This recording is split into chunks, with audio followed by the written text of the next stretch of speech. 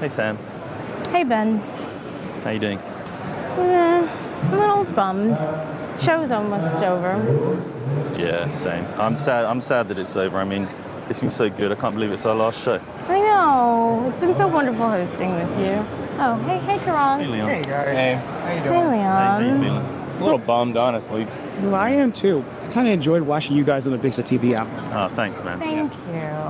I mean, I just can't believe we've come to the end of the road, you I know? know. But what do you say we ended on a good note? Yeah, sounds good. Although we've come to the end of the road, still I can't let go. It's so natural. You belong to me. I belong to you. Come to the end of the road, still I can't let go. It's so natural. You belong to me. I belong to you. Go. Fine, I will.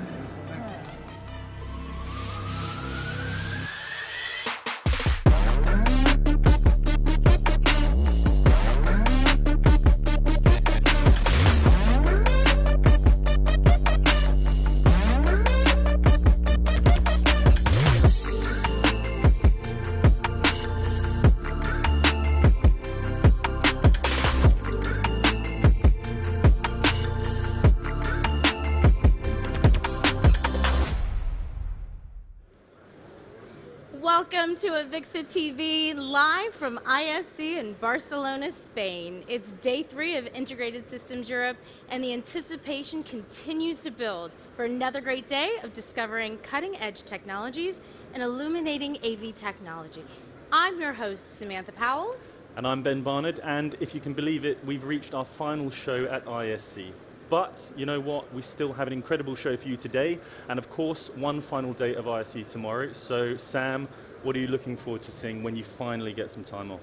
Oh gosh, what is time off? Well, I mean, I was here at 9 a.m. filming that singing stuff. I That's know. insane, right? I mean, I wake up like that just, singing. Yeah, you're lucky. Well, one of the things I want to do is, in addition just to going back on the floor and just seeing what else is out there, because we haven't had as much time, I want to definitely go on a tech tour. Yeah. And I'm interested in going back to the Casa Batlló and checking out, there's that cube immersive space that I've heard is really trippy, so I want to do that. And then that Egyptian exhibit at, Ideal Barcelona. Yeah. So that's on my list. What about you? So as you're going to see from one of the segments in this show, we did our Sam and Ben's favorite things, but I'm sure there's tons more stuff. So I'm just excited to get out onto the show floor when it's slightly less busy, and see what else is out there. But I guess we should get to introducing our first guest. I think that's a good way to start the show. So our first guest joining us today is Matt Jacks, Channel Manager of Commercial Integrators with Lutron. After having assisted thousands of customers in recognizing the significance of lighting controls, he's committed to educating industry professionals about the invaluable impact of both lighting controls and connected systems. Matt also brings a strong focus of emphasizing the importance of energy conservation while still enhancing functionality to simplify our hectic everyday lives. So I want to give a big thank you to Matt for sitting down with us today. Thank you very much, Thank you so much, Matt. Thank you. I'm sure you have enjoyed the show so far. What are your thoughts of ISE on day 3? I mean, it's overwhelming, always, right? It's a fantastic experience. Talking to Ben before, it's just a real shame I don't get the chance to spend so much time out looking at things, right? I used to spend a lot of time in a previous life actually touring and walking the show, seeing the new technology, talking to people. Now I just go on a stand and talk to lots of people for all day, for like 4 days. So, yeah, pretty crazy. It's very important to preserve your voice. So. Very much so, yes. So Lutron has a fine pedigree in the residential market. Yeah. So how does your wealth of experience then translate into value for the pro AV market? Yeah. So I mean, since the beginning, since the early days when we launched our first product in '61, which is the world's first dimmer, I mean, we've always done commercial, right? It's been done in a different way. So in some way, the value that we created was all the way through our 60-year journey, our 60-plus year journey. So understanding about reliability. When you look at lighting controls in a commercial application, arguably in a home as well, it's got to work, right? It's really important. Reliability is foundational. But also when we look at how we're changing a space, or we're changing how we're using that space, what we put in to replace, say, a switch, has got to be as easy to understand. It's got to be intuitive. So controls need to be reliable and intuitive, right? So regardless of application, that's our value, right? We understand that. We really have spent a long time honing that pedigree. And I think that's the real value we can bring to the table, to make it easy and reliable to use. Yeah, definitely. And I mean, I understand that for the first time you'll be showing both a residential and a commercial integrated space on your stand. Yeah. Can you tell us a little bit about the sort of differences between the two and how that works? Yeah, I mean, look, the two vignettes, as they are on the stand, one's a sort of lounge area, and the other one's kind of like a small meeting room space. I think they are great places for us to narrate the benefit of lighting control to somebody who doesn't know who we are, right? And I think let's be clear, there are thousands, tens of thousands of people at the show, from all across the world, many of whom maybe know our brand or maybe don't even know our brand. They certainly don't know the value in those two applications, or if they maybe know resident and a commercial, and many in between, right? So I met loads of great potential dealers for us that I wouldn't have spoken to that come from event lighting, for example, and specialist lighting. So it's the value we bring in many ways is for everyone, for everywhere, and it's just about allowing everyone to understand they have access and come and talk to us, right? Yeah, and I guess it's important as well to have a space that you can really sort of show it off, because I mean I've been lucky enough to visit the showroom that you've got in London. I know that's kind of a big part of your role is managing that experience and showing customers through. And as I say, I was lucky enough to do a tour, the whole choreograph thing. It was amazing, and to be honest, it did really help me understand a bit better about that, how it all works together. Yeah, I mean, ultimately light is more than what you see. It's a feeling, right? It creates ambience. I mean, look around us. We're surrounded by experiential technology everywhere in every hall. And we're exactly the same, right? So, I put all the components out on the table for the things that make it happen, and you're like, And then you show it working, and you're like, oh, okay, get it. So you've got to see it, right? So. Yeah, good stuff. And as you were talking about, it creates a feeling. Obviously, there's value that's created by controlling lighting. So as a newbie to the industry, can you talk a little bit about that, and how does that actually happen? Yeah, that's great. So, look, at a really simplistic level, lighting adds value in two ways, right? So, or control of light, from Lutron's perspective, we save money by dimming lights. There's our simple benefit. We allow things to last longer and be more flexible in a built environment, whether it's a workplace or a gym or a restaurant or whatever. So that value there is really, I suppose, could be encapsulated in energy. And that's quantifiable, right? So, 10% dimmed is a 10% saving, and that has a number attached to it. Then, of course, the other side of the coin is experiential. So, if I look at the modern workplace, and let's take an application like a meeting room. Pre-COVID, a meeting room was fairly mundane. It would be used for one thing. We'd have a meeting, and that'd be great. But it had that one task, so I didn't need to change the ambience too often. Now I have at least 2 or 3 applications in a meeting room, of which maybe a video conference is one, or presentation. I mean, look around. Presentation is not the same as I'd have for, say, a collaboration meeting. The light both naturally and artificially. And of course, for those who don't know, on TV, we're the largest, or one of the largest manufacturers of automated window treatment. So blinds and curtain tracks, and the fantastic world of controlling natural light is seamlessly integrated into our world. So that means we can create that perfect ambience, that perfect light for those specific applications, whether in a meeting room or an open plan space like a town hall, or, like I say, a restaurant, where it is important, right? It's the difference sometimes between winning a job and not winning a job, or having a great night out with friends. And you think about that as yourself, right? You've been out in Barcelona, I'm sure you've had some lovely evenings, right? Yes, and those are clearly defined by light, so a great experience is often associated with those things, Yeah, definitely, and sort of anecdotally, to make sure I keep myself in tip-top shape, I went to a pharmacy across the road to get some, vitamin C stuff, and the lighting, it was just like walking into a light box. It was insane. I felt like I was under a microscope, and that was it really made a big difference. Obviously, they want to display their products, but it was a bit overkill. So speaking of customer needs, though, in terms of how Lutron can help customers reach things like sustainability goals, I guess you have a part to play there as well. Can you sort of talk a little bit about that? Yeah, so for me it's kind of 2 parts to sustainability. There's sustainable manufacture, the embodied carbon in a product, which I think the whole industry of technology is on a journey, right? We're no different. And that's going to be hard work for us all, right? I think the real benefit of Lutron is in operation. So, as I say, dimming saves money, dimming increases the life of a luminaire. I think when our founder started in '61, he found this fantastic story that I love recounting. So if I dim a light 10%, clearly I save 10% of the energy. And let's say it's 10 watts, so that's 1 watt back in my pocket. Also, in an old world, in a filament lamp, I'd double its life, 10%. If I dim it 20%, say 20%, but also quadruple its life. Now, LED is not as profoundly beneficial in longevity, but it has an impact, right? So running it less aggressively, less warm, or less hot rather, less hard, means it will last longer. And that means I don't have to take things out of the ceiling, throw them in the waste, and I can make things last a lot longer, delicately controlling and managing that experience over time. So and those small increments, they add up at the end. They really do, and they're compound, right? So we talked about that when you came in. So I can dim a bit, I can time it. So you can take spaces which are using huge sums of energy, and just by operationally tweaking the way they work, you can save maybe 50, 60, 70, who knows, right? The sky's the limit on how much energy you can save. Yeah. So sustainability key for the way we operate a building. But also we need to make sure we build these things sustainably as well, and that's a journey we're on as well. Yeah. That's fantastic.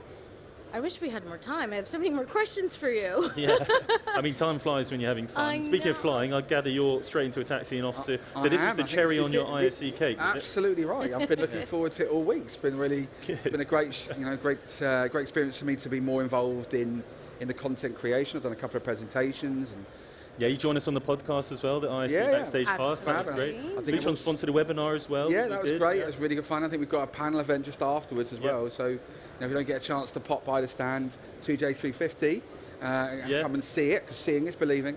Then maybe come in and listen in on the panel event that's coming up. That was going to be my test, the final test. What's your booth number? Give it to us again.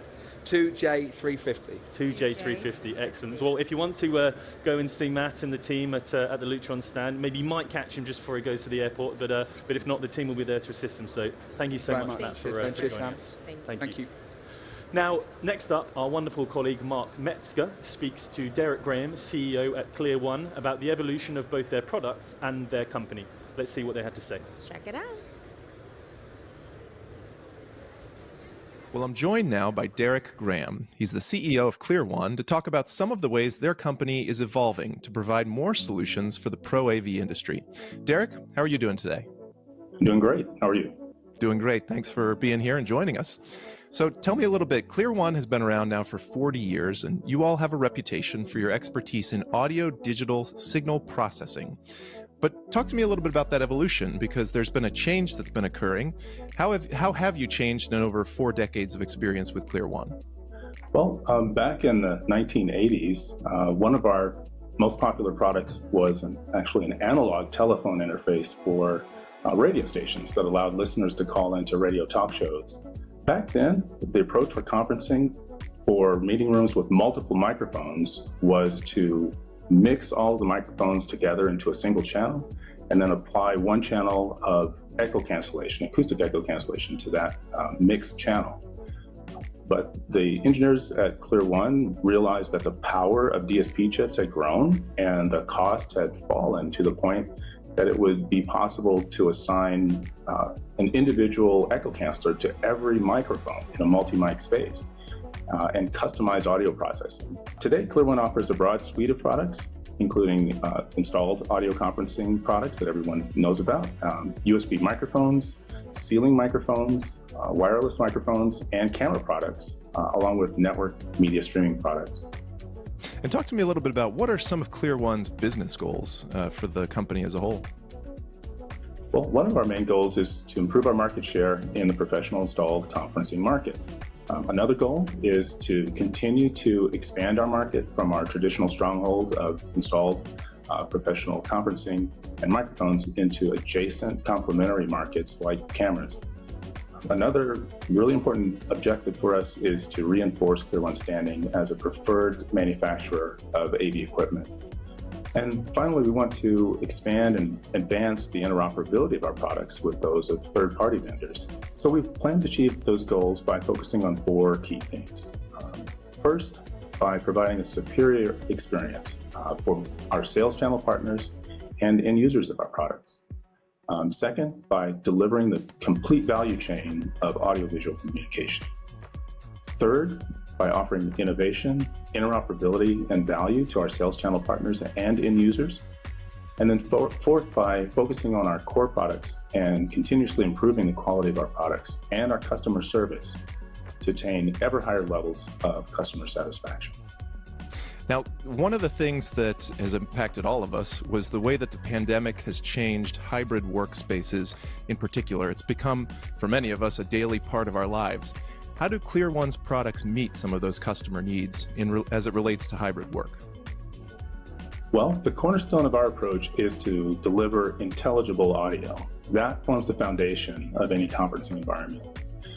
Building on that foundation, we provide technologies that improve the subjective quality and naturalness of audio. Those technologies include acoustic echo cancellation, adaptive noise cancellation, automatic mixing, frequency invariant beamforming, and adaptive steering algorithms. We also feel that we deliver a meeting equity experience that encompasses both audio and video dimensions.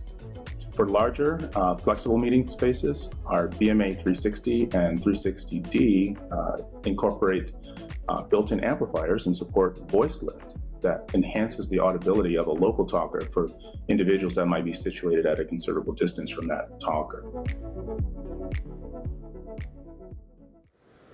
Awesome, thank you very much indeed, Mark.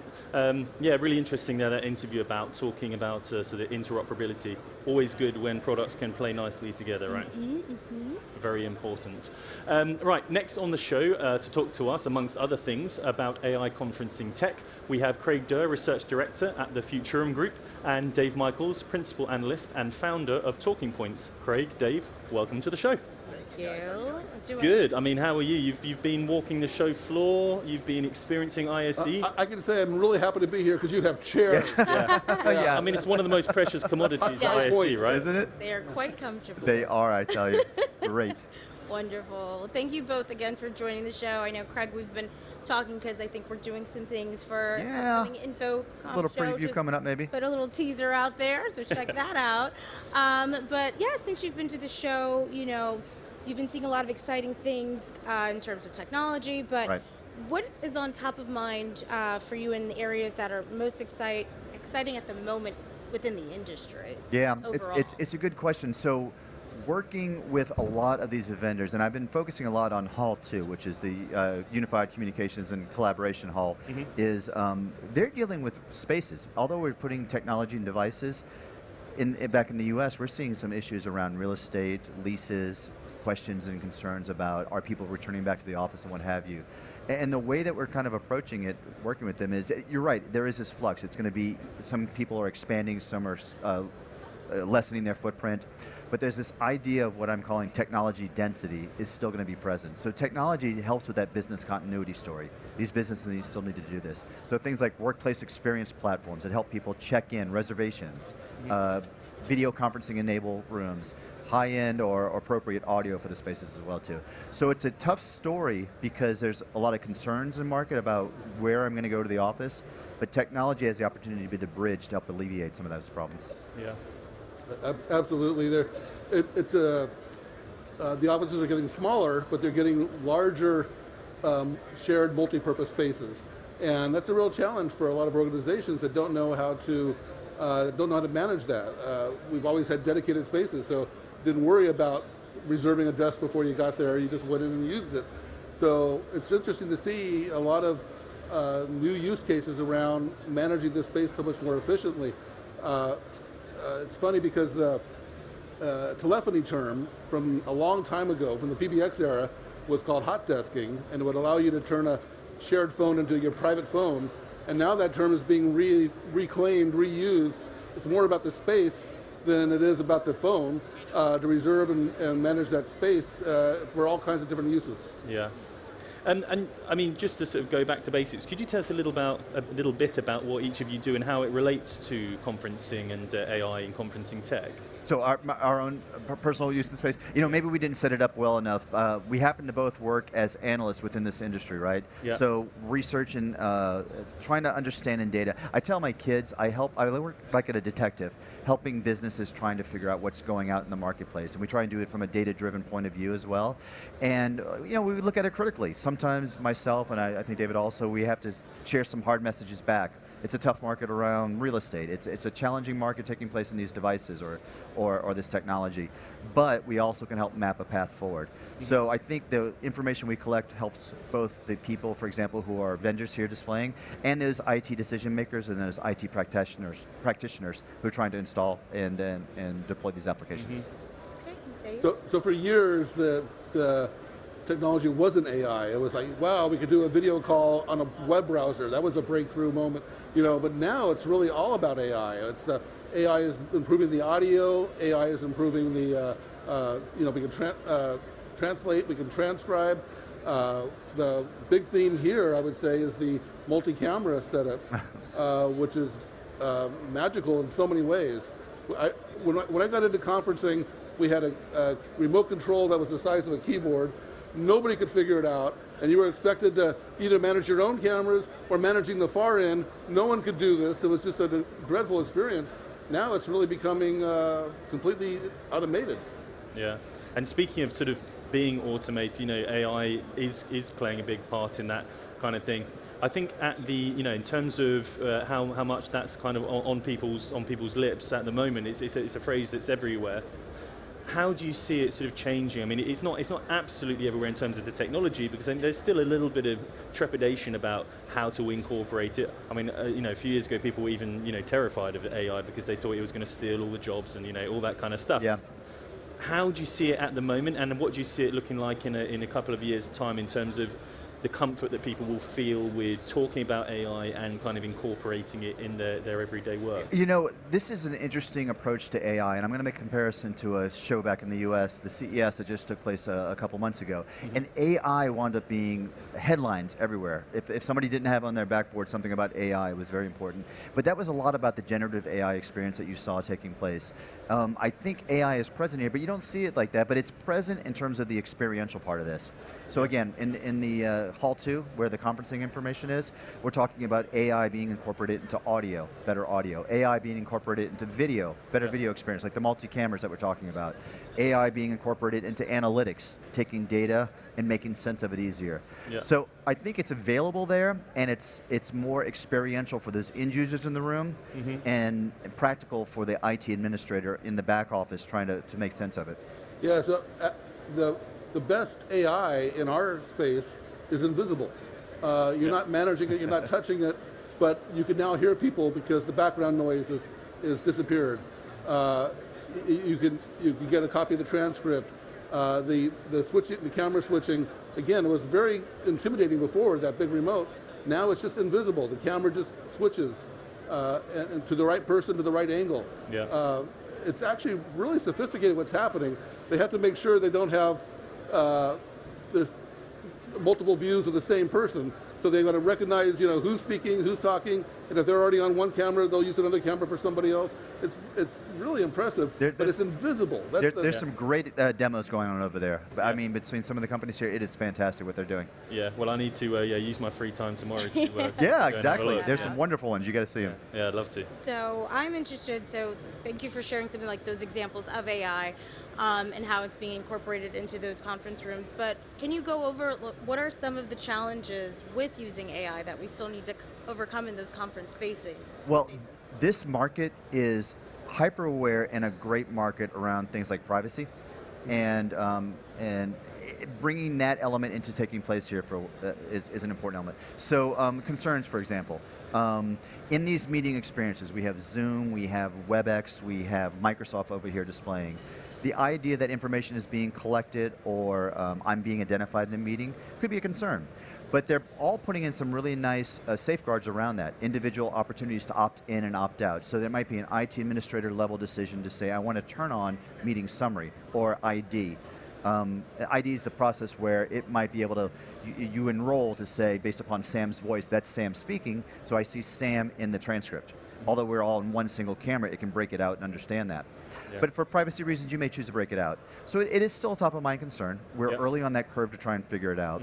But I think, you know, kudos to EMEA for making these manufacturers, you know, toe the line and think through what they're doing here. Yeah, absolutely. No, same points. Yeah, so we're almost out of time. We, you know, time flies, as I keep saying, time flies when you're having fun, but I really do love doing these interview sessions, so thank you so much for doing it. I gather you're involved with a couple of panels while you're here, so you just want to give a quick plug. I am. Infocom, back in June. There's actually two ideas which actually play to the conversations we're just talking about. Yeah. The first one is we're going to dive deep on understanding and leveraging AI in that meeting experience. So you can think about, again, AI in voice, AI in video, AI for data. Even when you start getting to the interactions taking place in the room, talking to the room, having it respond back to you, things like that. Yeah. The other session plays a little bit more into implementation. David mentioned multi-cameras, which is really important for these flex spaces that are becoming popular. So we're going to have a couple of manufacturers, a couple of vendors on stage helping us understand when maybe a front and center camera, multi-camera experience winds up being good versus cameras around the room. Yeah. And here's a spoiler alert, it depends on the situation.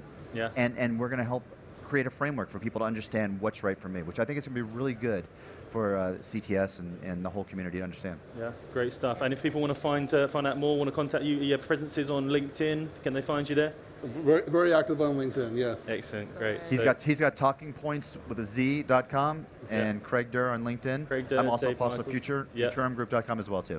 Excellent. Thank you so much for joining us. Thank you both, and we'll be in touch and we'll work that session out. That sounds good. Looking forward to it. Thank you so much. Thank you. Up next, for those of you watching at home, or if you didn't have a chance to go on any of the tech tours here at ISE, we want to share one of the coolest immersive tours attendees could go on and experience for themselves here. So let's check it out. Let's do it. We're here at the Gran Via Mall, and we're about to check out the Formax 40X Theater. Let's check that out. That's the wrong escalator. With 4D implies is that you get immersed into the movie. And this technology, what is successful is because people feel the movie, not just see the movie, but feel the movie. What's one thing that really surprises people about 4DX? Well, 4DX, wow, things like that is what I'm proud. Yeah, that works. I remember the case of Top Gun, which is a movie that we're still playing because it's so good that makes you feel that you are actually piloting, you are a pilot in a F-18. Actually, for the opening of that movie, we brought real pilots from the Spanish Army, we were the Air Force, and we opened the movie with this audience, and they really recommended as the closest thing to being a real pilot that you can get it. So we just got done watching what was essentially just a promotion for the 4DX experience, but if the real experience is anything like the promotion, this really is something that you have to experience to really understand. I'm going to try to explain it to you. First off, the sights, the sounds, the smells, the feeling, it's more than just seeing a movie. There was an Aquaman trailer, and all of a sudden we're getting splashed by misters that are in front of us, the vibrations and the audio, the haptics that were in the seats, the movement.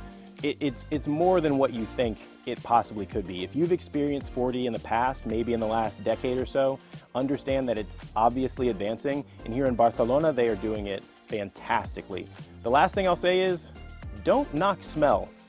The smell of wind is something that you maybe don't think about. So when they showed an America's Cup reel, we smelled the wind that the catamaran sailors also experienced. It really is something to behold. What you need to do is to surprise your audience, and this really surprises the audience. What is actually good about this thing is that people don't talk about the technology, they talk about the experience and say, wow, this is a wow experience, and they are very pleased. Well, that was another fantastic piece. I love our squad. Our Avixo team can really do a good good show. Yeah, shout out to Leon there for doing that. I mean, he's getting pretty good at these videos, right? I We need know. to we need to get him doing more. Acapella singing as well. So Multi-talented. Oh yes. So joining us next is a Dutch digital artist who delivered a keynote address earlier yesterday at ISE. So we're going to welcome Jeroen van der Most, who has been at the forefront of integrating AI into his artwork since 2010 and has even had his artwork commissioned globally for organizations including Amnesty International, NVIDIA, as well as Nike and Foot Locker. So his work has been on display here at ISE, which can be found at the South Access screen for all attendees to enjoy as well. Jeroen van der Most's art not only explores the vast creative possibilities of new technologies, but also challenges and redefines our understanding of technology itself. So I'm very happy to welcome you to the stage and sitting here with me and Ben. So thank you, Jeroen. We really appreciate Great having to be here, you absolutely. What do you think of the show so far? Oh, it's amazing. It's overwhelming. All my sounds, vision, everything, it's overwhelmed by what I see here. It's crazy. Very stimulating, yeah. Definitely. Lots of lights and strobe. It's fantastic. Well, wonderful. Yeah, and I know you're based in Amsterdam or nearby, so we're sorry that we had to tear ISE away from Amsterdam. Oh, yeah, but hopefully it gives you a still, chance to, get a change of scenery, come by and have a see what it's all about. But Barcelona is great. The weather is great. So yeah, love exactly. Yeah, precisely. Fantastic. So you've been working with AI since 2010, and I understand that you started as a marketing data artist and now are an AI artist. So please enlighten me and our audience, what exactly is a data artist, and if you could just share your journey from there to become an AI artist, please? Yeah, so actually in 2010 I was working in market research and data science, using algorithms there to do all sorts of research projects into advertising campaigns often and how people were behaving on social media. And at some point I wanted to use these algorithms in a more, less a rational way, but in a more inspiring way, more from the heart, to create and inspire again. And that's when I started to experiment with using these algorithms. Yeah, to create all sorts of visualizations, and that developed into artworks at some point, and using these increasingly more complex algorithms, which became AI at some point, more or less around 2015. You saw this rise of these algorithms, deep learning-based algorithms, AI, and that's what I'm still using today, more or less. Yeah. So you're a little ahead of the game, maybe. Maybe a little bit, maybe a little bit. Of course, there's crazy times that everybody nowadays knows something or is able to talk about artificial intelligence, and artificial intelligence has made it mainstream. Yeah. Well, you're clearly incredibly passionate about what you do. I can feel that coming from you. And your piece, Be Barcelona, was actually projected at the South Access of the show, what some people call the main entrance to the show. Can you talk to us a little bit about that piece and kind of like what it means to you? Yeah, it was really a fascinating show that we gave yesterday. It's a live show in which I experimented with live generation, real-time generation of AI images based on my background as an artist, mixed with the mind of a bee, to explore all sorts of mixes of ideas that I could have about new art installations, mixed with all sorts of intelligence from the life of a bee. So concepts like cross-pollination, rhythmicity, living in a collective, living in the hive, and this AI system then explores all these sort of merges between human life and the bee life, mixed with me also live on the spot with all sorts of other footage from nature, and it was crazy. It was customly developed also for the transparent screen at the south entrance, so customly developed for that. Yeah. And did you have a particular bee that that you spoke to when you were doing it, or did you just take a general? It's fully inspired my studio. So one of my studios in Amsterdam is actually based in this bee park, and that's where the idea rose at some point. I wanted to do something with the bees from Amsterdam. Yeah, definitely. I usually run from them, but I think you've given me a different point of view now instead of running from them. I'm just so fascinated by how your mind works. I'd love, can you share with us some of the other projects that you've worked on? And I'd love if our audience could take a look too and see. One of my favorite projects is a project that we started in 2020. It's called Letters from Nature, and it's still running today. And it's a project in which we use text generation AI, so AI that can write text of the quality you would expect from a human, like ChatGPT, but we used its predecessor in 2020. And we use that AI to write letters on behalf of nature to world leaders, to complain about the climate crisis, or to be angry, or to ask for help in relation to everything that's happening to the climate. That's letters from nature. And we experiment with all and work together with all sorts of museums across the world to bring that in all sorts of form. These messages from nature, to audiences. With my co-artist in this, Peter van der Putten from Leiden University, the Netherlands. Yeah. That's awesome. I mean, we spoke as well beforehand about training an AI system yourself to create art in your style. That's kind of flipping on the head the idea that, you know, AI can be an imposter and you can tell it, hey, create a piece of art in the style of Van Gogh or something like this. Absolutely. How, when you are training the system yourself, how does that feel? I guess it's kind of like taking back control of the AI beast, as it were. I mean, for me, it's really fascinating process to see what happens if I actually train such an AI system and see if it can create better art than myself. But it's pretty equal to myself, and I find that these kind of weird, new concepts, things that you can explore with artificial intelligence, the most interesting. But the most interesting aspect gets, also in my opinion, when you start to mix that output with all sorts of other stuff like the bee intelligence, then it gets, outside of the existing again, outside of existing boundaries, and that's where it gets really interesting. Yeah. I'm just so fascinated. I want to know, like, where do you get your inspiration from to create these pieces? Yeah, it's very diverse. So inspiration can be conferences like this one. So also by the other speakers, but also by the technologies that I see here. But it's also, for me, of course, very much in visiting art exhibits, museums, etc. And it's very much also on watching just a whole lot of videos on all sorts of technological reflections, developments, philosophical stuff. That's really where I get my inspiration, to get new views and new ideas about other uses, more creative, more interesting uses of technologies like artificial intelligence that I can experiment with as an artist in my art. And do you think it's important to be working just on a single project at a time, or do you have the capacity to sort of work on multiple projects and kind of keep making notes and inspirations? Or so in my practice is more about continuously working on multiple things, and that really helps me, gets me energized to keep on, every time take little steps forward, change stuff, and ultimately all these, so it's such a concept like the bee artwork. It's more or less a process of 1.5 years in which this step by step is perfected and made more perfect, and now eventually is here shown in a custom version on that transparent screen. So And how long on average does it take for you to create some of those pieces? Like, for example, the one that was here about the bee. How long? Yeah, so these are pretty long processes most of the time. So this is a process which started more or less 1.5 years ago. So it's not something you will work full time on, but it's of course over the course of such a period something like this is developed, and it's with artworks is also often it's never finished. So you can keep on.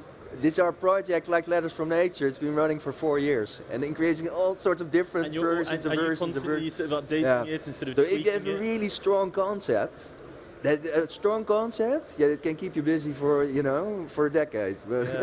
And it works. I think it ties in quite nicely with the idea of AI, because AI is constantly learning and evolving and all that kind of thing. Yeah. So, speaking of evolving, if people want to find out more or follow your journey, what's the best way for them to do that? They have to follow me via my website, jeroenvandermost.com, but also follow me on LinkedIn. I'm very active on LinkedIn. That's my main social medium. Also active on Twitter, Instagram. LinkedIn is the main thing. So please do connect me, and let's stay in touch, definitely. Yeah, we will, definitely. Thank you so much for joining us. Thank you, It was great to be here. Thank you very much. Thanks a lot.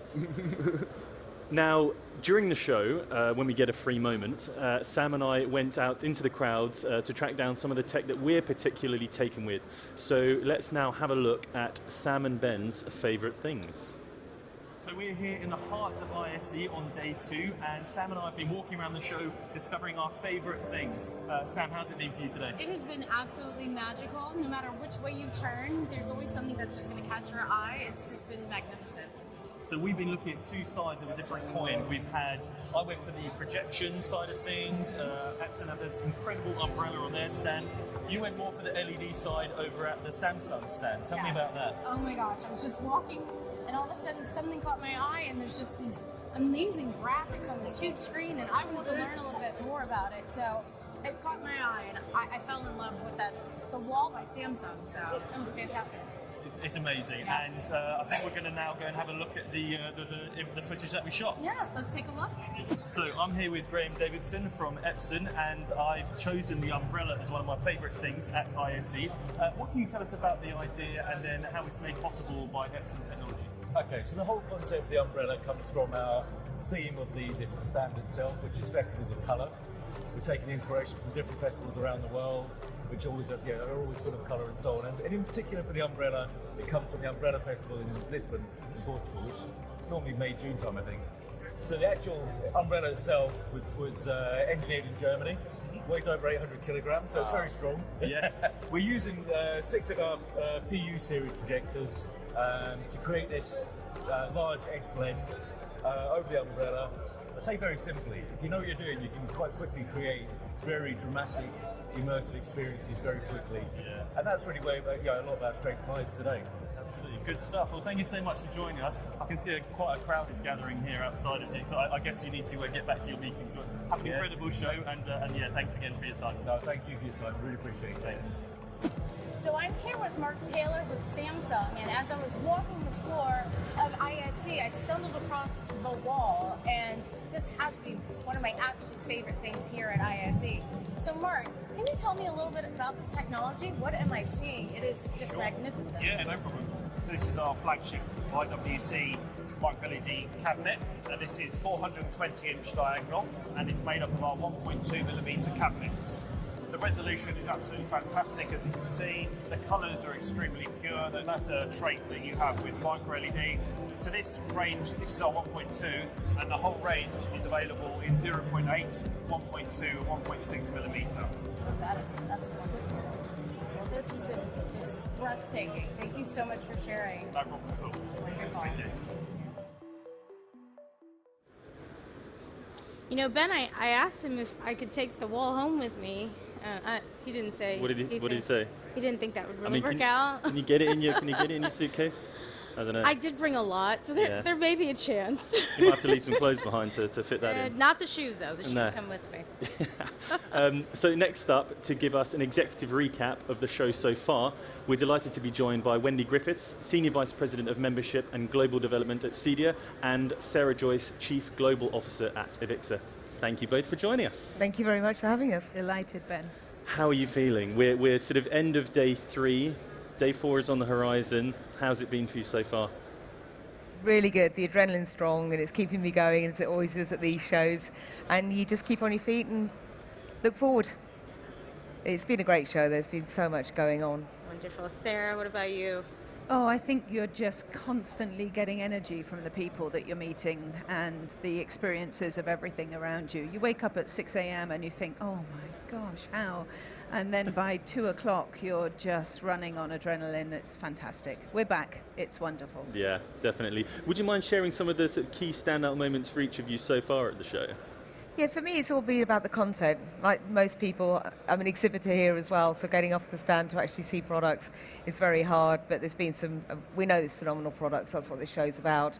But for me, it's been about the content, the education, the keynotes, the Casabatlo projection mapping was beautiful. Yeah. But I love the fact that we're using Barcelona as a canvas for the whole event. It's not just the FIRA. It's actually the whole of Barcelona has embraced us and allowing us to use the whole of it to talk about what we do, which is so exciting. And what's really interesting, you mentioned sort of like the inclusion of art and content creation. It's something that we've all been sort of looking to get more involved with, and what was really testament to that was I sent a clip of the Avixa TV to one of my siblings who's an artist, and she said, you might find this, and she said, what is it that you actually do? Is it to do with art? Like, it all seems to be about art, which was like it was a great compliment. It goes to show that we're really kind of hitting those spots. What about you, Sarah? And what are the I sort think of that's standouts? exactly what we can talk about now in audio-visual. Yeah. How many times have we had those questions, what is AV? Well, we can point at things. And I think for me, building on Wendy's point, it is that intersection of the art and the technology that we're seeing, not just in the city, but here on the show floor. I can look around me and see beautiful displays, beautifully built stands, a lot of investment that's being made, but it's the content and the use of content and the innovation that really has ramped up enormously, even on last year, and I was blown away last year. I think the audio demo rooms have been wonderful to have great excitement there. And the other thing for me, and particularly the content that we're both producing, the focus on sustainability. That's really important. I've seen booths described as being sustainable. We're talking an awful lot more about it. We've got a big program in Avixa that's to come to do with it as well, to give support to members around that. So that, for me, is here now at the cusp of essential. Yeah, definitely. And this being my first show, I can't even imagine what it looked like 20 years before, just seeing how far things have come with innovation and our technology. So Wendy, can you just share with me how ISE has evolved over these 20 years to where we are now? I'm not sure my memory cells go back that far. So I've done 19 ISEs. Okay.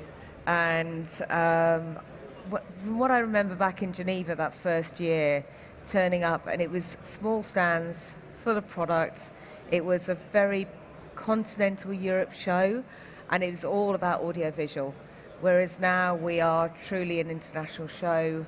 There are people here from all corners of the world. It's solutions-based rather than products. That's been the big change. The embracing all the vertical markets. It's not just audiovisual. From the residential side, it's security, it's lighting control, HVAC control, energy management, all of that's coming into it, and I think we'll see a lot more of that coming forward. But obviously for the show in its entirety, the number of vertical markets that are impacted by audiovisual are all now covered in this show, and it's truly a one-stop shop for people coming along. And the crossover of functionality between the commercial and the residential has just grown in terms of that crossover over the last 20 years. Yeah, I mean, that's what I was going to mention as well. It's something I'm seeing more and more. I'm sure people are coming from the Avixa side to the CEDIA stand. Certainly a lot of people from CEDIA are coming to the Avixa stand talking about how they want to learn more about the other side of things. And I think that is because there's so much crossover now and the industries are coming closer together. And I mean, talking of relationships, I'd love to ask you, Sarah, how the sort of relationship between the show and the associations has evolved over the last 20 years. Absolutely. Well, I think if you look, here we are sitting in our studio on our show floor, on the booth, and the integration of the associations with content is the particular thing that delights me. We both provide content for the show, and it enables us to be able to be dedicated to the areas that we know our members need to know about and this audience needs to know about. And so that is a huge benefit. The integration of our member events and activities, the fact that we're able to broaden reach and use the show in that way. And ISE is so important to do that. We, of course, Avixa have a portfolio of shows, but to bring that global community here to ISE, you can't beat it. You know, we've had events here. We've had the Women's Council for the DACH region. We've had the Women's Council for Italy. We've got a group for Germany going on at the moment. And we've had groups from India. It's just that ability for us to be able to use a platform like this from the member benefit and the commercial opportunity that there is here on the show floor. Yeah, definitely. Absolutely. This is a wonderful platform to expand that global presence. Yeah, you just walk down the hall and you're just meeting people from everywhere. So what kind of initiatives are we looking at in terms of targeting a new audience and new communities, whether it be from an ISE perspective or from our association standpoint? So I think for me, there's a couple of areas specifically, and we've started those discussions actually here at this show. I think from a content point of view, we'll continue to evolve, as Sarah's touched on already, the importance of sustainability. We're hosting a sustainability workshop tomorrow. We had a sustainability presentation on the live stage today as well. That's going to continue to evolve and become much more important. AI, matter, all those sort of things from a residential sector. But in terms of the visitors to the show, we've had meetings today with the Dean of the Interior Design Council from Catalonia region. We met yesterday with the architects as well. they're really interested to see what's possible out here, both from a commercial and residential perspective. So I think bringing that community in and providing content that's relevant to them, what sort of technology conversations should they be having with their clients, what are the AV needs of their clients, and how can we address that in terms of education and content for those sort of people. Wonderful, wonderful. And maybe from the association standpoint? I think very much that continuing content, obviously, and continuing our workforce development focus. We've got the big Talent Day event taking place tomorrow. That matching of young students, universities that we're working with here across Spain, and jobs that they're looking for, putting them in front of employers will continue. That's very important. And I think particularly that area where we're able to look at the new audiences that we need to bring to our exhibitors here in IT. For me, that's core. Our worlds have been integrated for many, many years, and the ability to be able to attract that IT audience, the end users, the buyers, to understand what this world is, how they intersect, and to bring that additional buying power into the show and to the exhibitors. That, for me, is a big focus. And you know that we have education and training now to be able to offer those groups. So that would be my next 2-3 years. And 20 years, then we're going to be in an entirely different world, Samantha. But give me that for the next 2. Okay. Good stuff. Well, that was actually going to be my next question, was what are our hopes and dreams for the next 20 years of ISE? Because, I mean, this is the 20th anniversary of ISE, and it's incredible to see how far it's come. What do we hope for in the next 20? Maybe not the whole of it, but just the next few. I think Sarah's pretty much covered a lot of that, but 20 years, as she said, is really hard to say. If you look from a show and where this was 20 years ago to where it is now, you can't imagine those sort of leaps and bounds for the show in the next 20 years. But we didn't anticipate that 20 years ago. And if you look at how the technology has evolved in the last 20 years, we don't really have that crystal ball. We always talk about it from a residential perspective, as you can't future-proof. You can future-ready by getting the infrastructure in place. And I think that's the key thing with this show, is ensuring that we're building the right infrastructure and blocks to support whatever those vertical markets are that we want to evolve into. Absolutely. I mean, one more day of the show. Can your feet handle it? They'll have to. They'll have to, yes, exactly. I don't know. Get around it. Just maybe get the running shoes on. Yeah, maybe organise some sit-down meetings rather than standing on boots. We don't really want to hear from Ben. He doesn't know how to do heels. So. I think get the running shoes on. Still got the heels on. Yes. Day 4. Thank you so much indeed for joining us. Thank you. Thank you both. We really appreciate it. Okay, well, I think our show is over here, but we definitely want to look forward to what's coming up next, right? So there's still more time to explore ISE before the end of this event, but we want to look ahead and make sure you all mark your calendars for our next big upcoming AV event. It's going to be InfoComm 2024, taking place June 11th through June 14th in Las Vegas, Nevada. As always, InfoComm promises to bring an immersive showcase of cutting-edge technologies, thought-provoking education sessions, and unparalleled networking opportunities. And there's going to be a couple of fun evening events, maybe in Vegas. I don't know. Usually. So I hope you all join us at InfoComm in June as we continue this AV magic in Las Vegas.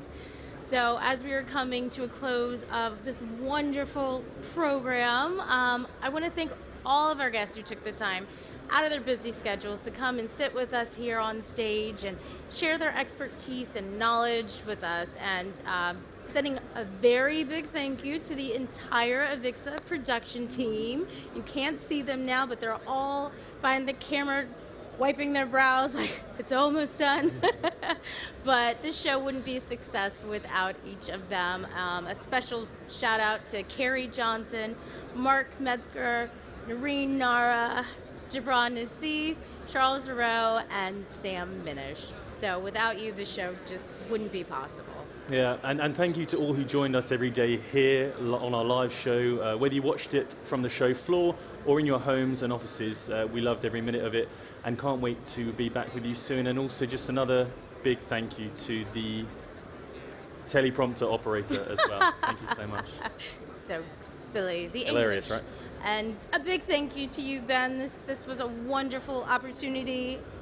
I'm so glad to be hosting this with you for my first time. No, it's been absolutely fantastic. Thank you for being the lead presenter and letting me ride along beside you. It's been fantastic. Can't wait to do it again. Absolutely. So I think after this, we should probably go on the show floor, check out a couple more exhibits and things to see, and then maybe afterwards skedaddle and get some kava and tapas? It would be rude not to. I think so. So from all of us here and for our final time with Avixa TV, thank you so much for watching Avixa TV live from ISE. Bye. See you at InfoComm. What's next in wireless?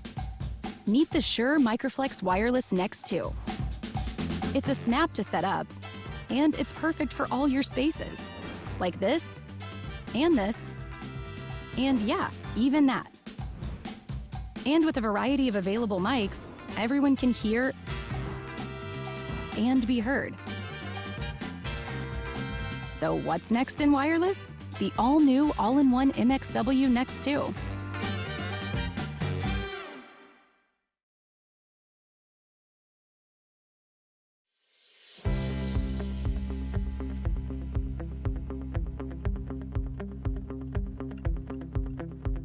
Yes, I'm standing here in front of the Ames booth where we're displaying many partners, almost a dozen partners that are showing interoperability between all of their IPMX solutions. This has been a great show, and we've generated a lot of interests with that kind of demo. IPMX is the new standard for video over IP, an extension of the SMPTE 2110 standards. The demonstration was able to tie together all of these elements on a large LED wall, which was powered by an LED wall processor that was ingesting the content from all of the networks and all of the devices on the networks natively as an IP input instead of a baseband HDMI or SDI input. Essentially what's been happening in this demonstration is the sharing of content between different network profiles, the sharing of content between brands, the sharing of content between hardware and software nodes, and the ability to demonstrate all of this on an LED wall, capturing this entirely in IP. In addition to our baseband standards of being able to handle DisplayPort, HDMI, and 12G SDI, we've now added the support for IPMX and SMPTE 2110. For me, the real highlight of the show was really the level of traction and interest that we were able to generate this year. We've had a lot of manufacturers came to visit us, showed a great interests in this open standard solution that we're promoting, and we're very proud of the work that we've been able to achieve.